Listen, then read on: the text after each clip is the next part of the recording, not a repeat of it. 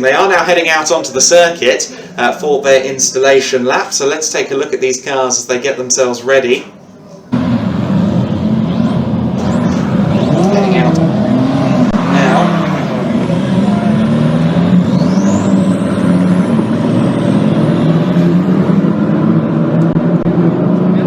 The grid, or at the pit lane, as the cars head out onto this Circuit Ricardo Tormo. As you can see, we're in mid-February, but we are blessed somewhat with great conditions out there on the circuit. We are touching, well, according to my laptop, we're touching 15 degrees Celsius. I'm not quite sure how accurate that is at times, but we're certainly up into the double figures, and it has been a lovely weekend. Cover from the clouds on Saturday morning, but the teams have got oodles of track time on a dry surface in kind of almost spring, and I'm sure that will be beneficial to some of these drivers as the season goes on, at least in the early stages, because some of these drivers here are doing their first running in Formula 4. Some of them are getting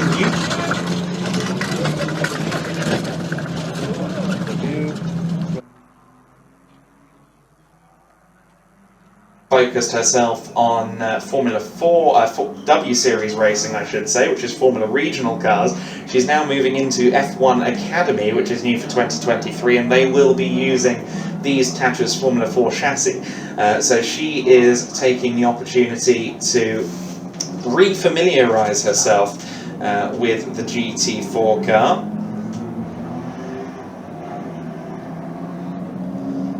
And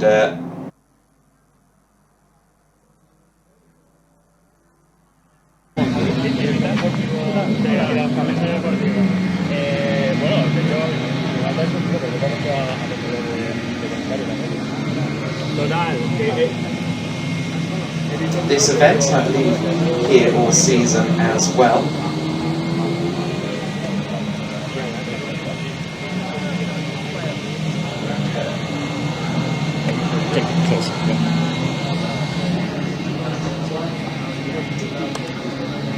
There is Fred Lund. Next to him on the grid is one of his US racing compatriots. That's Gianmarco Pradel.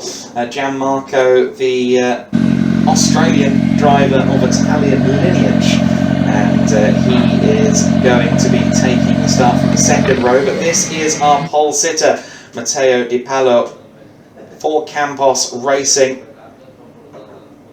and we'll have to see exactly how he does off the line. He will have the highly experienced and motivated Kasper Stuka next to him on the front row of the grid. Try to step in.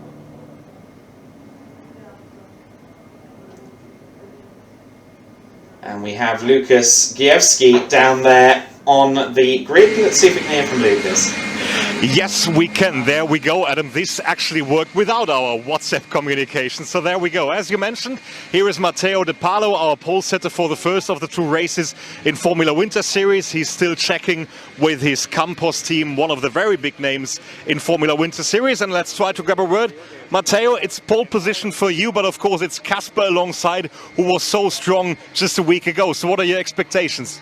Yeah, my expectation for this race will be, let's try to win, but of course it's my first ever racing single-seater, so it will be tough. And so let's try to do all the best that we can do, and let's see what we can do. Good luck, Matteo. All the best. So then let's head over to the number 37 car. As Adam already mentioned, he was the big name just a week ago at Jerez for the first race of the new championship and the new season.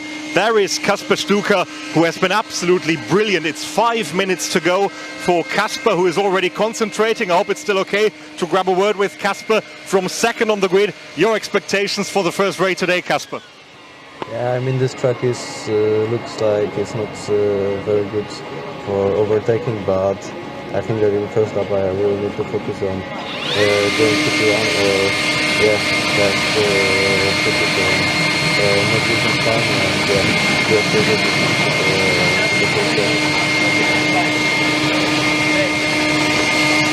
Super, thank you very much, all the best. So here's your man in second place on the grid. It's back to Adam in commentary, and we're going to show you the rest of the grid.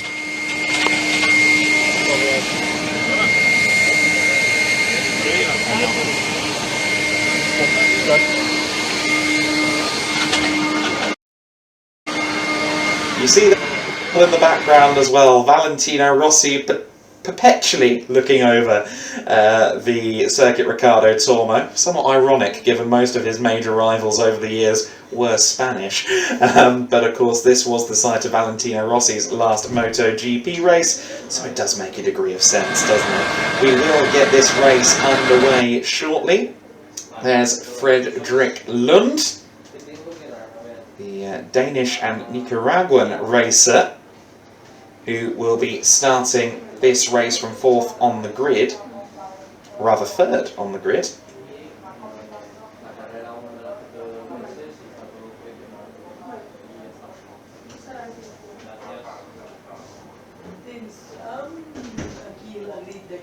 And we're just seeing there Pradel having a discussion there with his engineer, Sir Gianmarco, who is very much in the vein of new FIA Formula 3 driver Christian Mansell, in that he is a young Australian driver with a live wire personality. And we'll have to see whether he gets a live wire start as well from fourth on the grid. So let's run you through the grid in full then at this stage as we get ourselves ready. It is Matteo Di Pallo in the Campos Racing number 7 car that we saw on pole position as Riqui Leu gives us the thumbs up. Kasper Stuka in second place, the 37 US Racing car in second. Fredrik Lund in third place alongside Gianmarco Pradel. That is an all US Racing second row.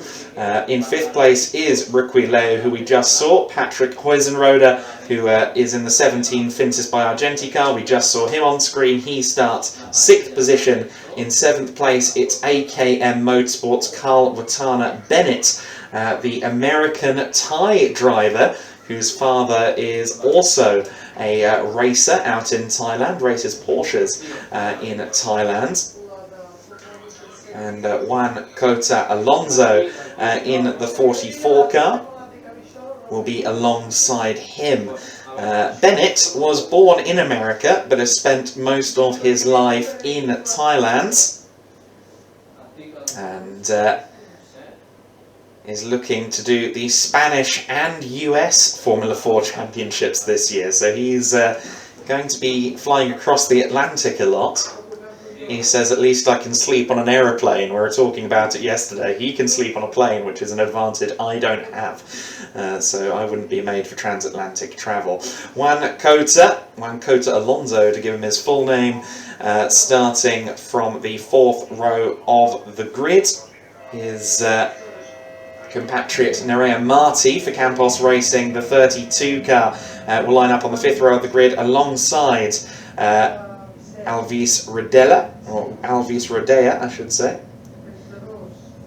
in the AS Motorsport number 5. That rounds out our top 10. Then it is Maite Caceres in the Campos Racing number 6. Finsis by Argentina's Jaden Pariat lines up on row 6 in the 77 car. Row 7 is Tina Larissa Hausman in the AKM Motorsport 19 car.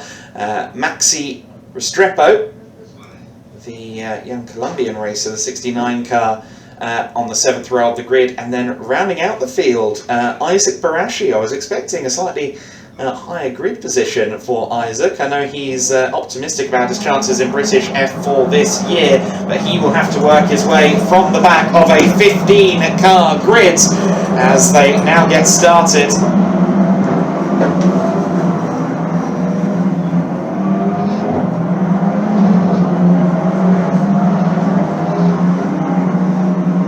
The formation lap begins in earnest then. I know that I get rather drowned out by the engines when we see the cars get started, but hopefully we're persevering as best we can. As you've seen, with a slightly different microphone from a standard commentary mic here this weekend, but nonetheless, we will be bringing you all 5 races from today on Formula Winter Series, and it's going to be a very interesting first couple of laps, I believe, because we do have Kasper Stuka on the inside line for turn 1. However, of course, that is the dirty part of the circuit, but if he can get himself a good launch, he'll be right there with Matteo Di Pallo on the first lap of the race.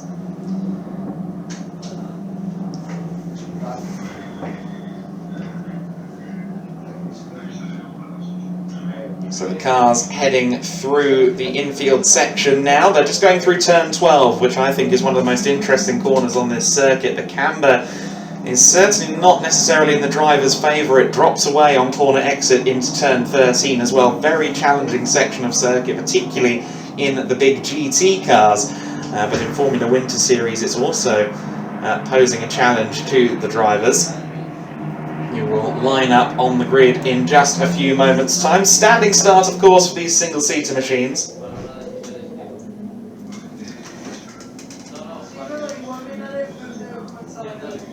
And it will be the number 7 car with the best starting position of all, Matteo Di Pallo.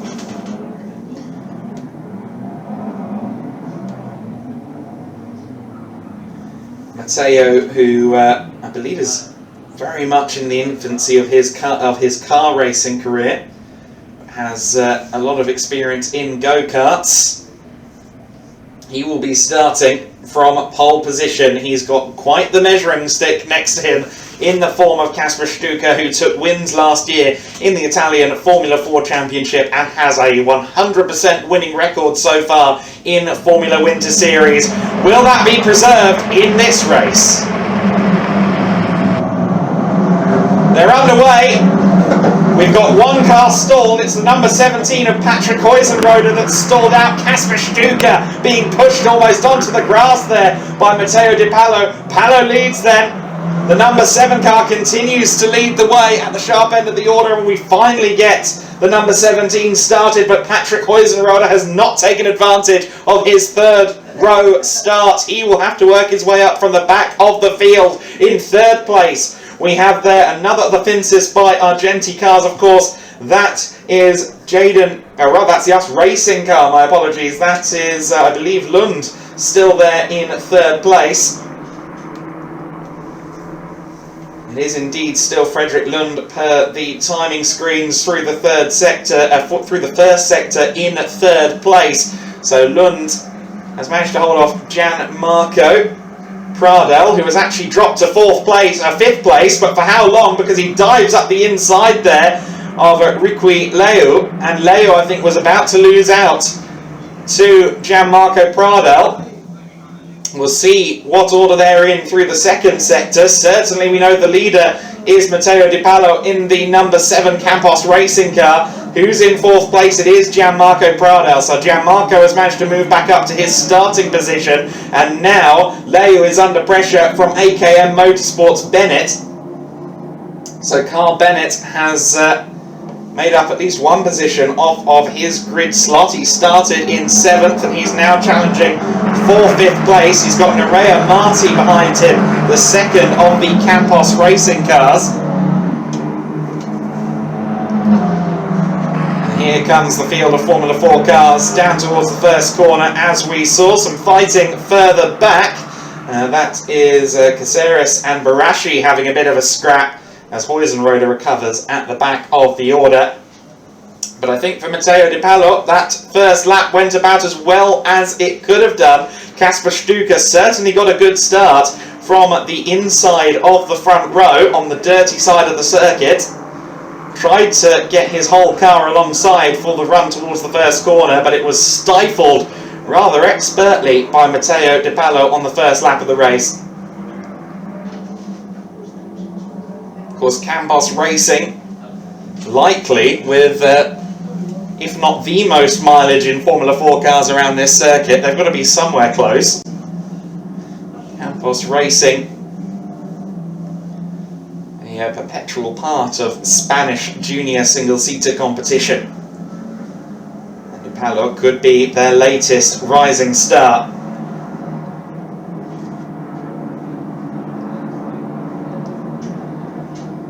course, so early in the careers for most of these drivers. Very difficult to get a gauge on their potential. Di Pallo, of course, is an Italian driver.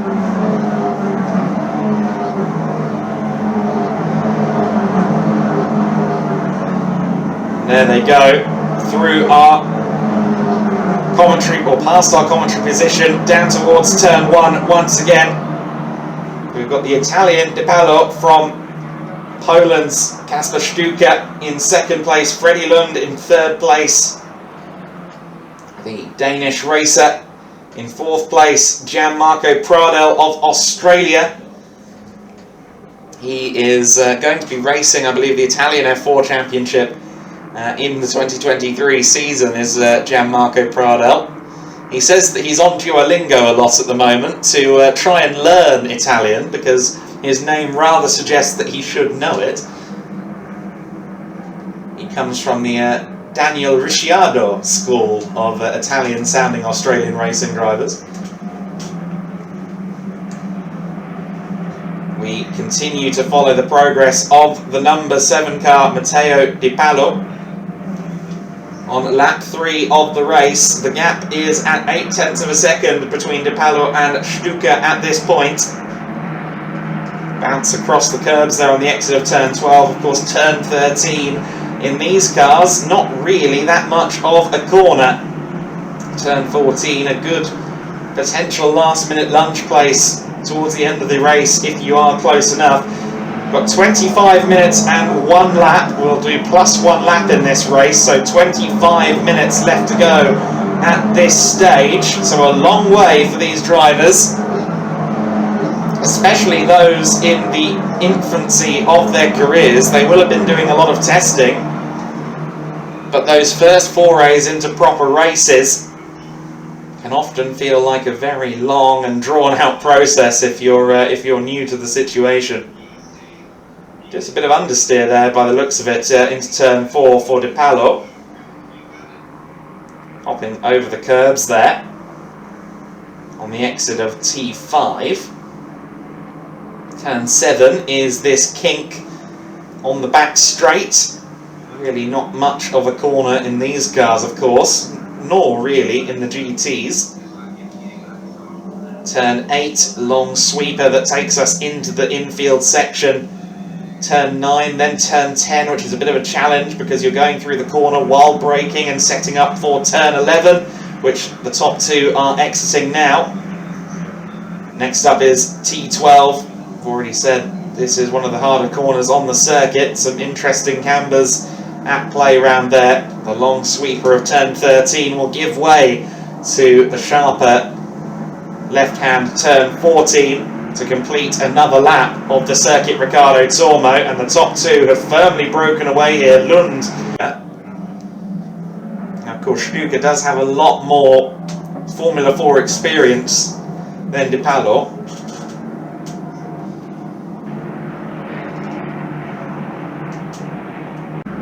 Looks like he's struggling a little bit on the mid-corner, potentially. The gap is down to almost exactly 0.7 of a second. Some bucking and weaving further back for 4th and 5th place. Gianmarco Pradel has gotten past Rukwi Leu. So Pradel in 4th position ahead of Leu. It's 2nd, 3rd, 4th and 5th for us racing at the moment. It is Di Pallo in the lead, Stuka in 2nd, Lund 3rd, Pradel, then Leu, Bennett in 6th place, Nerea Marti running in 7th at the moment for Campos Racing. DriveX's Juan Cota Alonso in 8th place. It's Jaden in 9th place and Alvis Rodella in 10th position at the moment. So they're actually about where they qualified. Have had some upward momentum from Jaden Paria, who started on the 6th row of the grid in P12, but has got himself up into 9th, so good progress from the young Indian racer.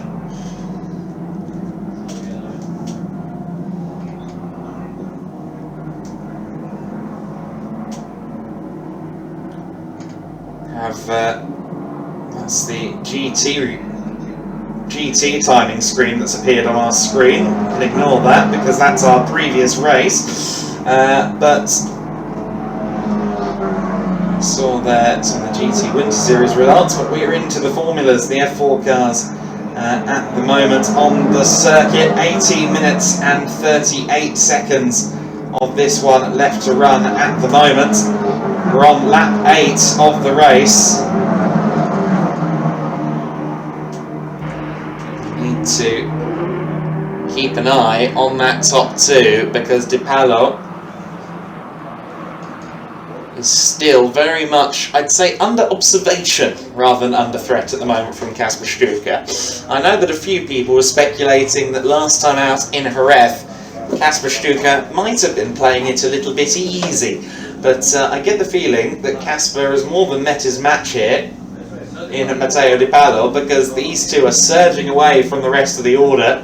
Fredrik Lund is certainly being left for a distant 3rd place at the moment.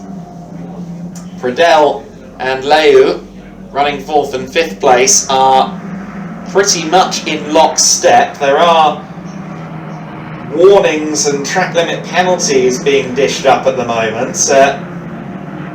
And unfortunately, we have had a couple of penalties at this point. Nerea Marti is going to get a 5-second time penalty at the end of this race. That is owing to track limits.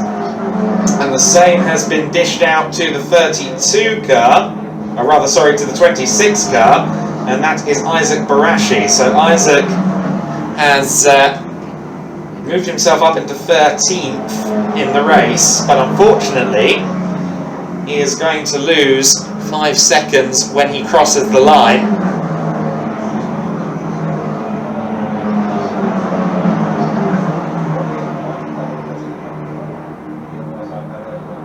So certainly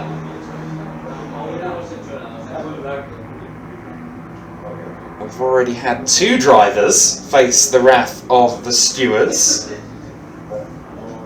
and I think Barashi has just been given another penalty. Yes, he has. He's just been given a further 5 seconds for a total of 10. So Barashi now with 10 seconds worth of penalties accrued. I don't want to speculate where exactly. Of course, there are quite a few corners here at this circuit where you can run very wide. I think that is exactly what he is doing somewhere out there on track, for sure. Neither of these 2 drivers at the sharp end have been given a slap on the wrist yet. There has been a warning for Huizenroder at the back of the order regarding track limits as well. But Di Paolo and Stuka seemingly keeping it within the agreed limits. The US Racing Parade in 3rd, 4th and 5th go through the first corner. Lund, Pradel and Leu. With Kasper Stuka, of course, the leading of the entries from the German manufacturer, the German team, co-founded by Ralf Schumacher. And look at this, Huizenroder is on the move, trying to get up there to the inside for 13th place, I believe. He may have just got past his teammate Isaac Barashi there. Yes, he has, although he's drifted wide on the outside of turn 2, I can tell you through my window. And Huizenroder has just about held on to 13th place. So Huizenroder on the move. I said that he had a warning already for track limits, so he does have to be careful to not receive 5 seconds. But of course, we know that Barashi already has 10 seconds of penalties awaiting him at the checkered flag.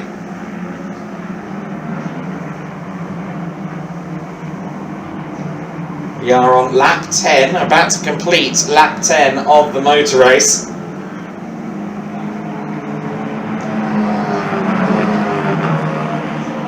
And on this occasion, Stuka has just fallen off of Di Paolo a little bit, so it's all rudimentary at this stage. But it fluctuates by about a tenth here or there. Stuka keeping the advantage to under a second, though. He's staying within the wheel tracks and certainly within the sights of Matteo Di Paolo's wing mirrors. But I'm not sure the absolute pace is there for Stuka to close in sufficiently. This may end up requiring a mistake from Matteo above all else. But remarkable composure from Di Paolo at this stage.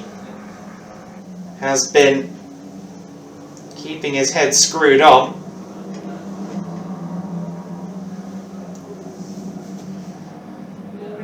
It is lap 11 now. And you see that the fastest lap of the race still belongs to Kasper Stuka, as hollow of a statistic as that is. Stuka still showing that he has the pace. And look at the other best laps of the race. Certainly these two appear to be in a class of their own at the moment. Not many in the 34s. And these are the only two cars in the low 34s at the moment. Meanwhile, further progress for Huizenrode. He has moved himself ahead of Maxi Restrepo.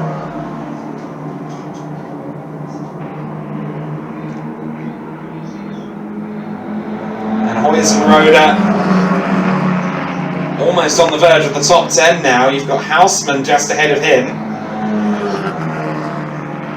Tina Larissa Houseman will be the next target for the Finces by Argenti 17 car, and let's see if Houseman can defend from Huizenrode. That's exactly what we're seeing on screen there into turn 1. Huizenrode trying to find a way through, not able to do so on that occasion.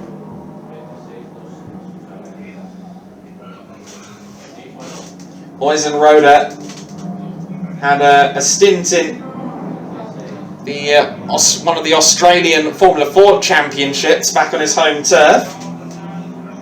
However, he'll be moving into British F4 this season.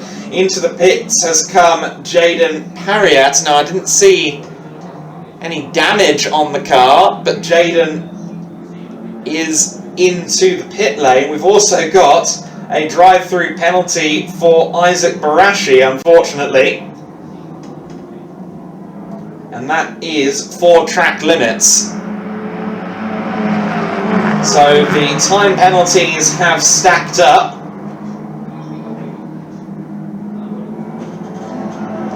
And now, unfortunately, they have been stepped up into another gear. A drive-through penalty for the driver of the 26. Barashi, who runs in 11th place at the moment. Huizenrode has dropped back down to 13th position. So Huizenrode has ended up losing out on all of that progress he made and is now back down to 13th position. Don't believe we saw the reason why on camera. Barashi is on the move at the moment. He's trying to get up the inside. He's on the grass. Goodness gracious me. Isaac Barashi trying to find any way past Tina Houseman. And, well, he did, but he did some rally crossing in the process. Everyone is still on the circuit, thankfully. Barashi has run it wide through turns 2 and 3. And my goodness me. Unfortunately, we weren't catching any of that on camera, but Barashi getting very squirrely coming out of turn 2, had to use a lot of runoff, and the net result is that he's in 10th place. Restrepo was briefly in 11th, but I think Houseman might have reclaimed the position. Poor old Patrick Huizenrode, who is only this far down the order courtesy of a stall, is still down there in 13th place, having worked his way back towards the top 10.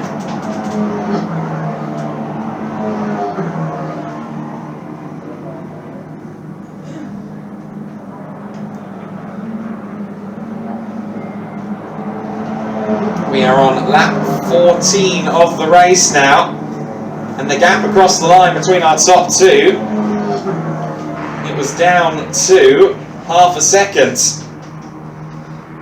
So with less than 10 minutes plus 1 lap of this race to go, it is still Matteo Di Pallo in the lead by just over half a second from Kasper Stuka. We've got 3 cars into the pit lane, and I now see through my window there is some missing carbon fibre. A front wing has been lost there to Patrick Huizenrode. The left side of his front wing is gone. So Patrick Huizenrode has damage. Tina Hausmann has also come in, and Isaac Barashi, I believe, has just come in for his drive-through and exited. Yes, he's already exited again, so he doesn't have any damage, but something happened there further back in the order to cause Hausmann and Huizenrode a significant amount of damage. Hausmann has exited the pits again. I think they might have just been checking the car. That suggests to me that maybe it was Hausmann and Huizenrode who got into each other. There is the 17 car just exiting again, presumably with a whole new front wing. But Barashi is now in 12th place after that drive-through penalty.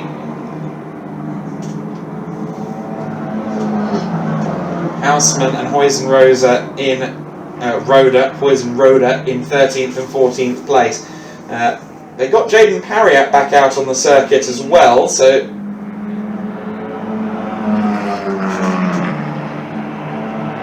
good from the Finsis Argenti team to get the car out there. Matteo in the lead of this race then, still just under 0.6 of a second. Fred Lund in 3rd place, Gianmarco Pradel in 4th, Riqui Leu in 5th position, Carl Bennett still there in 6th place, having a rather anonymous race, albeit with Nerea Marti close behind him. Juan Cota Alonso in 8th position. 9th place is Alvis Rodella. In 10th place is Maxi Restrepo at this stage. You see the cars heading down the main straight towards turn 1. That is the 14 car of Fred Lund in 3rd position. Pradel and Leu in 4th and 5th behind him. They've got some traffic around them from that dose of pit lane visits that we saw a few moments ago. So they've got Tina Hausmann and Patrick Huizenrode kind of in the same piece of real estate as them, but of course they're not fighting for position. I'll tell you who is fighting for position though, Kasper Stuka. He is closer than ever to the back of Matteo Di Pallo at this stage. They go into turn 8 and Matteo is definitely under pressure. As this race has worn on, Kasper Stuka has looked that little bit more confident. And I think perhaps he has done a better job of preserving his rubber so far. We do have warnings for track limits for both the 7 and the 37, so that's both of our cars in the top 2. Just warnings on both occasions from what I can see here on the timing screen. So hopefully that doesn't lead to any penalties, because we wouldn't want to see the race end, or rather be hindered by any penalties. Lap traffic doing a good job to get out of the way as the top 2 head into the first corner. Hopefully we can get a look at turn 2. Yes, we do, as Kasper Stuka continues to follow Matteo Di Pallo. Gap was out to almost 7/10 again at the first sector, so it's now swinging back towards Matteo. I had the feeling Maybe Stuka was just a few corners away from getting close enough for a move, but that hasn't come to pass so far on this lap. Stuka, though, does seem to be very strong in the middle sector in particular. Kasper Stuka, definitely less than 7 tenths between them now.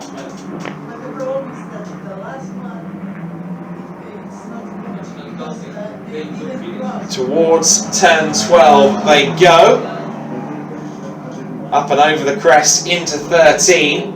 And the gap at the second sector split on that run to turn 12 was just over half a second. Stuka slightly deeper on the brakes into the last turn. I don't think that's compromised his run out of the last corner at all. What is the gap as they cross the line? It's just over half a second, 0.53 of a second. Kasper Stuka. I don't know if he's a Sebastian Vettel style statistic collector, but if he is, he's going to want this race win. He'll want to retain that 100% record. Of course, after this event in Jerez, we have, or rather, after this event in Valencia, we have Navarra and Barcelona to come. We've already been to Jerez, where Kasper took the clean sweep. So the question is, in the next 2 minutes and 15 seconds plus 1 lap, are we going to see Stuka find a way by? Will we see him retain that 100% victory record? He's already had to start off of pole position, courtesy of Matteo De Palo. I believe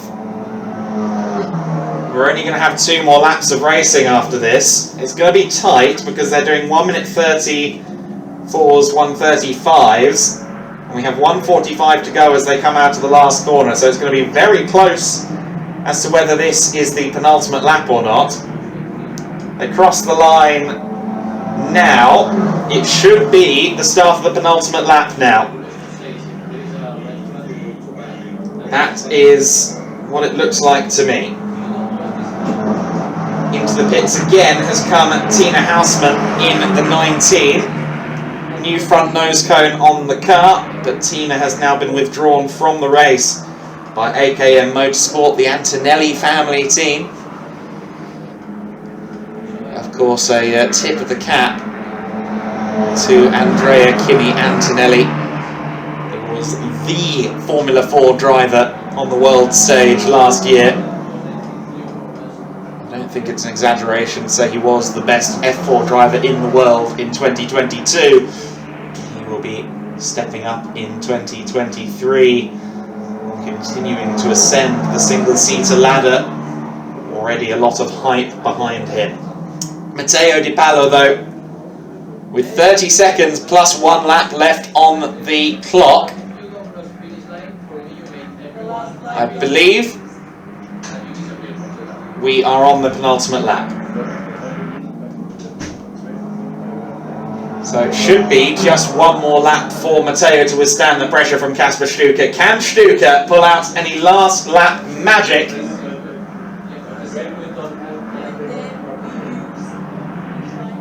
Let's wait and see.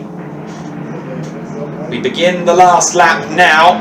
Across the line with 0:00:00 on the timing screen, and it's now confirmed that this is the last lap of the race. So Kasper Stuka with 1 last opportunity, and I'm not so sure he's going to be close enough on this lap without a slip up from Matteo De Palo. We saw some of the other battles going on further back. The DriveX cars, one of the AS Motorsport car with the 2 DriveX machines having good scrap for 8th, 9th and 10th, headed by Juan Cota Alonso. But Matteo De Palo it is who leads the way for Campos Racing. Campos making their Formula Winter Series debut, as is Matteo De Palo. Kasper Stuka.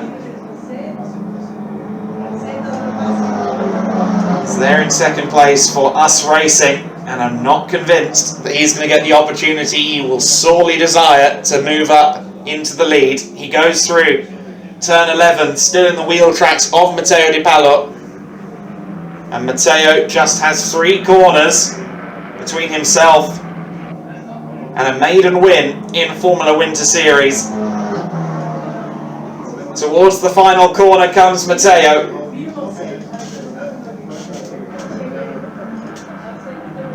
It will be a first win at their first attempt for Campos Racing and Matteo Di Pallo. The checkered flag flies for the number 7 car. Lights to flag win for Matteo Di Pallo.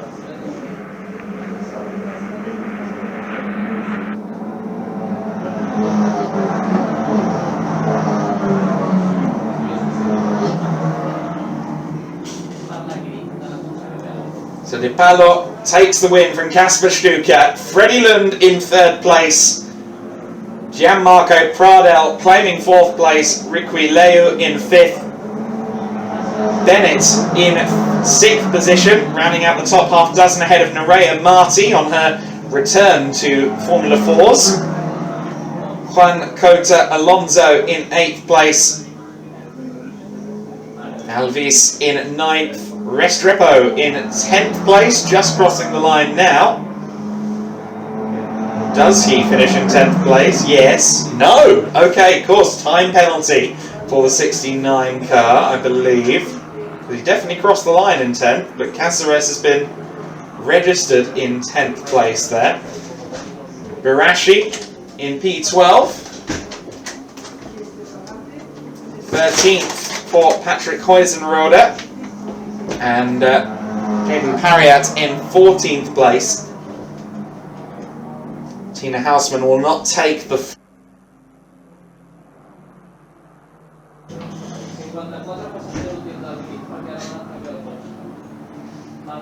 So Kasper Stuka's 100% winning record in Formula Winter Series. It was something that was speculated that he could sweep the season, but... well, it's proven not to be the case, hasn't it? Great effort from Matteo Di Pallo in that one to take the win. Of course, we will see them on the podium in just a few moments' time. 0.7 of a second was the gap ultimately between Stuka and Di Pallo. I'm excited to see what their second race is going to look like. The Campos Racing driver has really shown what he can do on his first run in Formula Winter Series. Freddie Lund taking the 3rd step on the podium, 12 seconds, almost 13 seconds back from our winning pair, or our leading pair. Rounds out the podium ahead of Gianmarco Pradel. Gianmarco, of course, was in the FDA Academy final, Ferrari Driver Academy finals in Maranello not so long ago. He was originally out here in Europe just to do that, and is now seemingly set on Italian F4 and being in Europe on a more permanent basis. I was talking to Gianmarco's father in the build to this weekend, and he said, yeah, you know, we were coming here for a couple of weeks so he could do the FDA and a bit of Formula 4 running and testing and the like here in Europe. And it seems as though they're going to have to try and buy a house now. So things have certainly taken steps forward for Gianmarco Pradel. You do indeed, among other things on my screen, you can see my Discord. There are a few people on a wonderful Discord channel, the Feeder Series Discord. That's free, that plug. They are talking about this event and watching along as the first Formula Winter Series live stream of the year takes place. We will have a second race for Formula Winter Series later on, and that will be at 15:50 local time, give or take, because we will more than likely have a slight delay still to the programme, courtesy of earlier delays, red flags and the like. The GT Winter Series will be out on circuit at 14:25 local time, so at 2:25 PM we are expecting the Formula Winter Series. And we will have the podium for... sorry, at 1425 we'll have the GT Winter Series. I now see what I said. The Formula Winter Series podium will begin in earnest. You see the trophies. They are nice trophies. I had not seen the Formula Winter Series trophies yet, but they are rather impressive looking things, aren't they? There is the view out to the pit lane then of the Circuit Ricardo Tormo. And this podium view will greet our top 3 drivers in just a few minutes.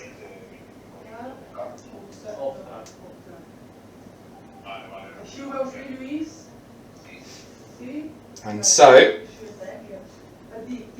hopefully, while we wait for the drivers to arrive on the podium, perhaps we can cut to a couple of adverts from our commercial partners, if that is an option. I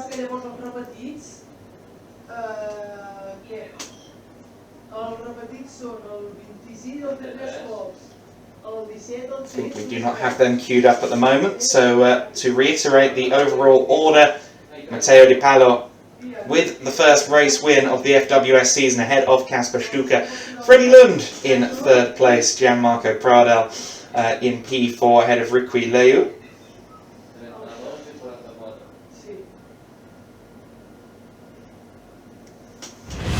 Handcrafted mountain bikes. It all starts with an idea, driven by the adventures that formed us, shaped by the mountains around us. We build the best bikes for us and our friends. Propane bicycles. Customize yours now.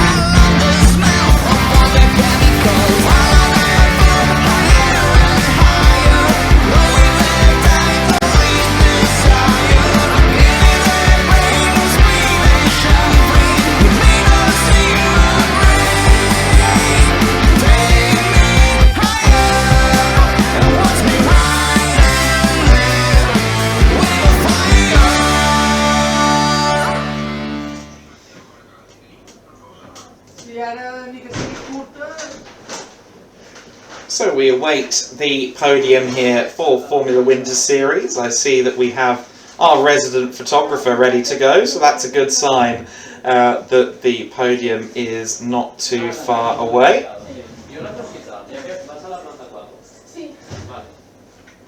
Some great photos coming in from our photography crew here.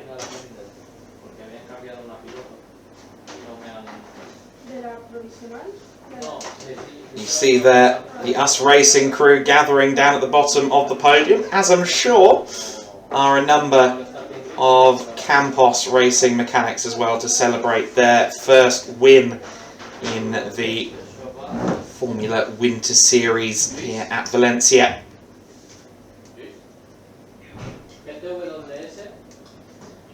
And Riqui Leu up there as well.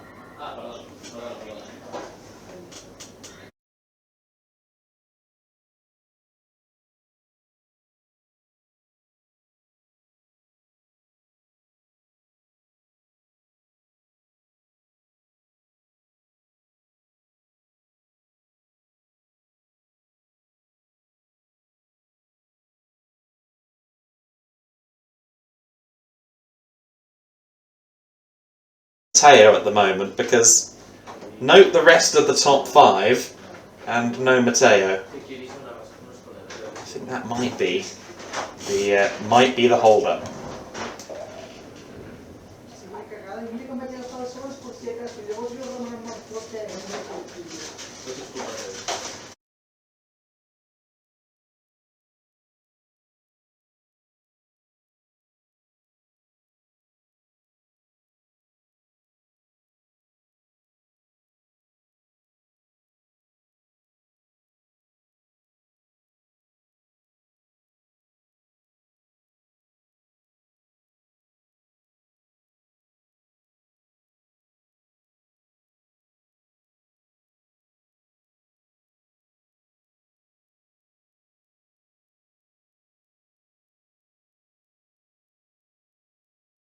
Formula Cup is also racing with us this weekend.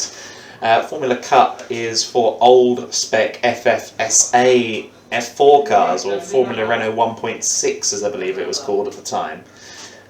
Those cars will not be on the stream, but they are starting a new championship here in the Iberian region, using those cars as a very, very entry-level way into single-seater competition. I'm sure there's a bit of a discussion about best laps, best lines and things of that nature going on among the US Racing quartet at the moment. And I believe this may be our final component of the podium that has just arrived. Matteo De Paolo. Yes, it is. There you go. So Matteo has found the podium. And Lucas Gajewski says we are ready to go for the podium, so let's go down to Lucas now. Ready to go for the podium of race number 1 in Formula Winter Series. Now let's hope all the drivers are actually ready to climb the podium. I'm just going to call them onto the stage and I'm pretty sure they're going to follow. So there he is in 3rd place overall from US Racing, Frederik Lund.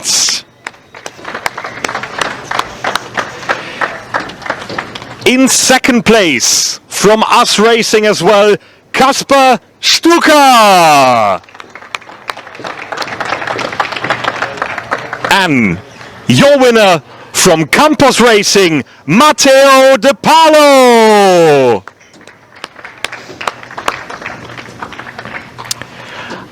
There he is, onto the top step of the podium.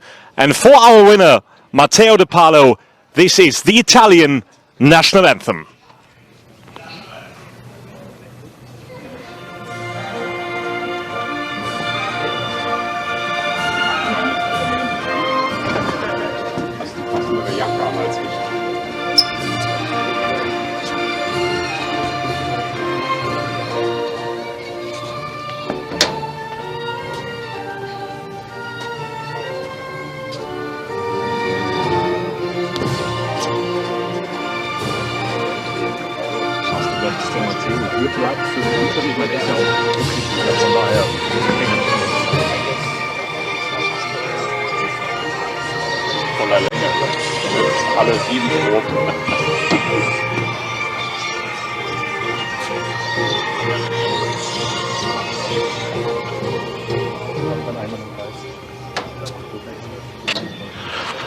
The national anthem for Matteo De Paolo, your winner in race 1 of the Formula Winter Series.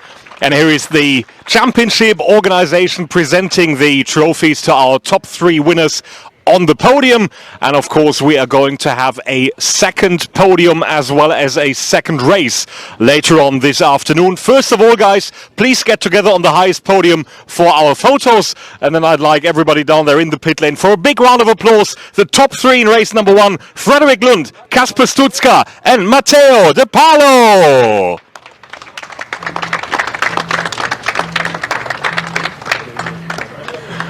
And we're just waiting for the pictures to be taken, which I think is done and dusted right now. Thank you very much, guys. Looking forward to the 2nd race a bit later this afternoon. But of course, there is a rookie podium still coming up for us. which we are about to start in a couple of seconds. I think everybody's ready. So we are as well to welcome them onto the podium. In third place for the rookies, for Us Racing, Ricky Louis.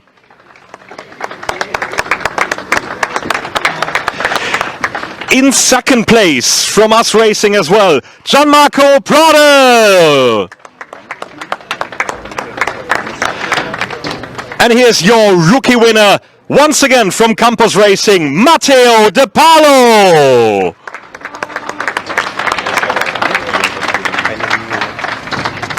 And these are the rookie trophies presented from the Formula Winter Series organization to our winners in rookie class as well. So another podium for positions 2 and 3. And a second one today for our winner, for Matteo De Palo, also snatching the rookie victory in race number 1. Guys, please get together on the highest podium as well for our pictures. Thank you very much. And then once again, big round of applause. The top 3 rookies, Ricky Louis, Gianmarco Pradel and Marco De Palo.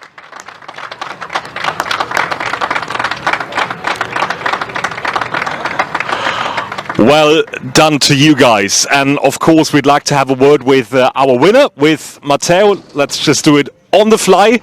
So it's actually saying best rookie on his trophy, but he's the best overall as well. Matteo, congratulations. Please tell us about your race. So yeah, it was a very tough race. Also with Casper, we were like 20 laps, very pushing a lot, and yeah, as a first race, it couldn't be better. So yeah, let's see now on the for race 2 what we can do. And normally Formula 4 races are rather short. Here it's 30 minutes plus 1 lap with Casper all over you all the time. Yeah. It was really hard to keep the pace very high, and for 30 laps plus 1. Yeah, so it was very hard. And I think your team down there in the pit lane is still cheering for you, so you better meet him. Matteo, thank you very much. See you later in second race. So we are in the garage of this man, Michael Meadows, at the moment. Of course, you run this Argenti team these days. Many of us will know you best as a driver. Firstly, tell us about that transition, how you've ended up now as team manager rather than racer. Well, it's not something that was really planned out, long term. When I was sort of 18, I wasn't thinking I'll be a team owner one day. It just, I think just as you get older, you naturally take more of an interest in the other stuff, not just the driving. And I quite enjoyed it, and the opportunity came up at the end of 19 to effectively take over the sort of the double RF4 operation. And yeah, I'd been away from single seaters for a few years. Took a little bit of adapting, but yeah, it was great fun, great working with the young guys and helping them develop. And they're making huge gains at this level, so it's exciting to see. Yeah, and obviously, I mean, already in the few years that you've been running the team, I'd say things have been going well, focusing on the British Championship. But obviously, we find ourselves in Valencia. As you were saying to me off camera, very much kind of a pre-season test almost, with a race attached to it. Is this kind of a tradition for you guys to do some running abroad before the season? So yeah, so usually at the end of each season we come over to Spain and do some testing, and this has been the first sort of opportunity to race for the guys that aren't doing UAE effectively, and it's just win-win. It's relatively UK-ish weather, so they get some testing, they get some starts, they get maybe some safety car practice, all the things that sort of play on a driver's mind when they're new to it and lacking experience. So hopefully we go back to the UK a little bit more prepared, and continue our cold weather testing over there. And we've obviously got 3 exciting talents in this paddock. Talk us through your driver lineup. It looks like some very promising people. Yeah. So first of all, we've got Isaac Barashi, who did the last 2 rounds of British F4 with us last year, and he had a bit of a testing program to be ready. A couple of rounds in preparation for this year, and I'll continue that momentum. So he's making great progress. It's great to have him back. And we've got Patrick Hoytson-Roder, who came to us sort of September, October last year. Had a good test program, and he's showing real promise. So I think we can expect a big year from him. And then we've got Jaden Pariat, who a bit like Isaac actually, but with another team, did the last couple of rounds of British F4 in preparation for this year, and he tested with us at the end of last year, and we were really happy with his progress. So yeah, we were really happy with our lineup. We've got three young, relatively inexperienced guys, but that's exciting, because we can mould them and help them, so that hopefully when they go on to Formula Regional or Formula 3, they're much better than when they came to us. And obviously, just to touch on the GT Winter Series that's also running with us as well as Formula, obviously you are a GT man through and through in terms of your resume as a driver. So much variety on the circuit, GT3 down to GT4 and everything else in between. There's a big challenge as a driver dealing with traffic and things of that nature in races like that, aren't there? Yeah, it's huge. Average lap time is absolutely fundamental in circumstances like that, and you spend your test sessions figuring out where the moves are going to happen and what's becoming dirty offline and where the gravel's going and stuff like that. So it's a real challenge. I've done quite a lot of mixed class racing, like Dubai and stuff, and it's great fun. There's never a dull moment. You have to keep your wits about you. Hope for the best. And obviously, looking ahead to your main campaign, to British F4, do you reckon you've got a title contender or two on your books this year? It's difficult to say, really, because it's so early for these guys in their journey. You never want to put that sort of pressure on them. All we try to do is just learn and learn and learn, so that as long as the learning curve is constantly going up, then that's all we ask. But I'm sure we'll get some good results along the way. It's going to be competitive, good teams, good drivers. So you never know. There we go. We'll see what happens in the British Championship, but we know one thing, and that's that we've got a very competitive international field in Formula Winter Series. It's great to have Michael Meadows and Argenti with us. Thank you. Thank you.